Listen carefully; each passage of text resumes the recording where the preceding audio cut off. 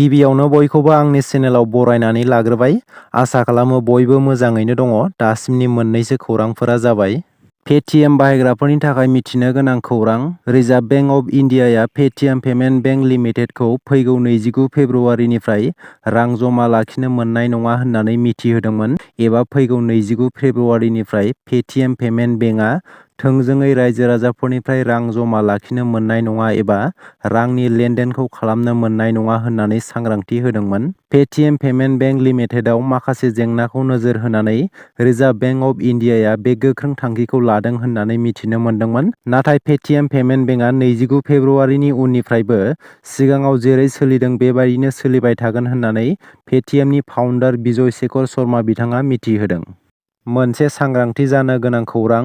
जोंनि समाजावबो गोबां गुबुन हारिनि सुबुंफ्रा एबा माखासे इयुन नायखांग्रा तान्त्रिक एबा अजाफोरा माखासे सुबुंखौ फुस्लायनानै एबा बायदि बायदि बाथ्रा बुंनानै रां धोन सम्पति खावनानै लांनायखौ खोनानो मोनो।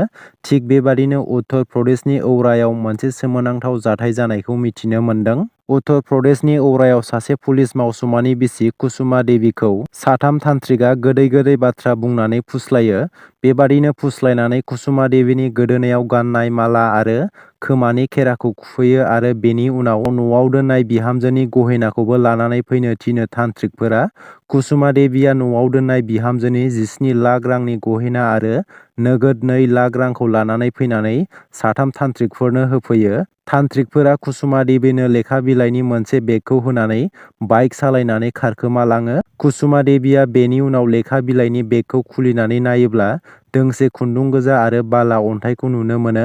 जायनि जाहोनाव कुसुमा देवीया सोमोनांनानै हस्रिखावो आरो गाबनो हमो। बे जाथायनि सोमोन्दै पुलिसनो खौरां हरनाय जायो आरो खौरां मोननाय लोगो लोगोनो पुलिसफोरा जाथायसालियाव सौहैनानै नायबिजिरनायखौ जागायो होननानै मिथिनो मोन्दों। फिन खेब चीन हादरनि जेंना गोनां आखु दिन्थिनायखौ मिथिनो मोनबावदों। चीन हादरा जेब्लायबो सोलोगोरा आखु दिन्थिनायाव आखा-फाखा। चीन हादरा सोलो बाहायनानै मा मा खामानि मावो बेखौ रावबो हमदांनो हाया। थिग बेबादिनो फिन खेब चीन हादरा सोलोगोरा आखु दिन्थिदों। चीन हादरा तिब्बतनि 3 बोसोरनिफ्राय बांसिन बैसोनि गथ'फोरखौ चीननि नेमखान्थिजों सोलिनाय बर्डिं स्कुलफोराव जर-जबस्तियै दैथायहरदों।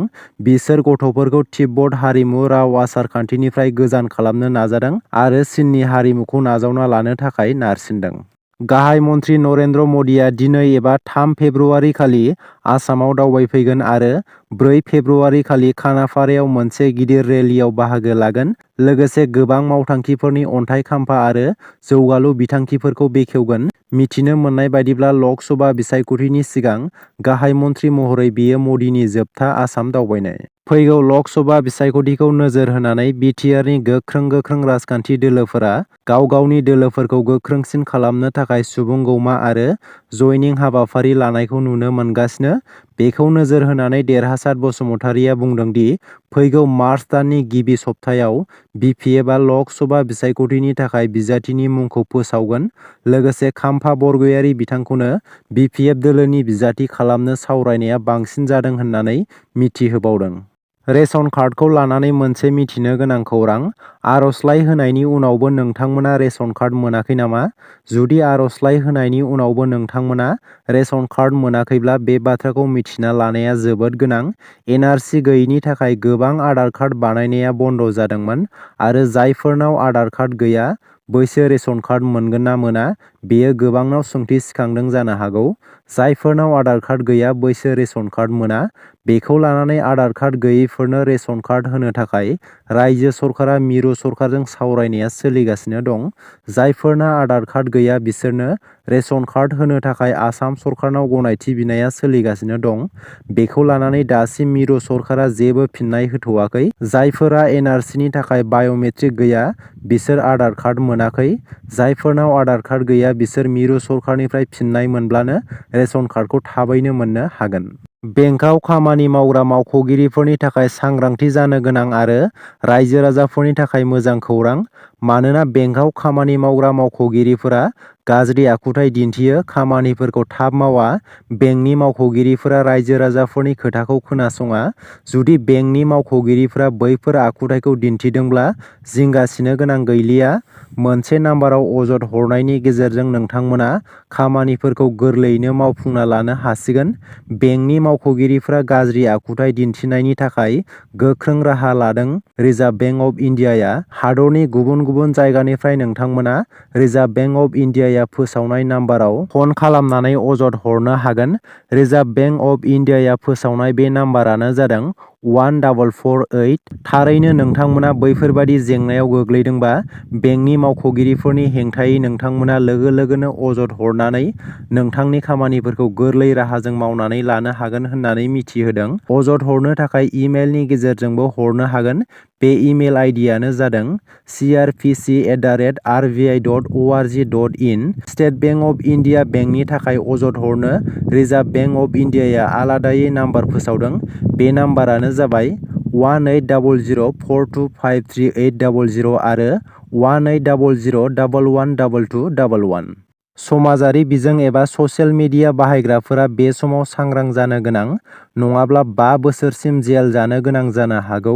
ससियेल मिडिया बाहायग्राफोरनि थाखाय मोनसे गोदान आयेन फोसावनानै होबाय। बे बारनिफ्राय ससियेल मिडियाफोराव जायखिजाया धोरोमनि बेरेखायै फोसावोब्ला बेनि सायाव गोख्रों राहा लानाय जागोन होननानै मिथिहोदों सरकारा। जायखिजाया ससियेल मिडिया प्लेटफर्माव धोरोमनि बेरेखायै बाथ्रा बुंबा 5 बोसोरसिम जेलाव थानांगोन। हादरनि बेरेखायै ससियेल मिडियायाव फोसावोब्ला लोगो लोगोनो पुलिसजों खाजागोन।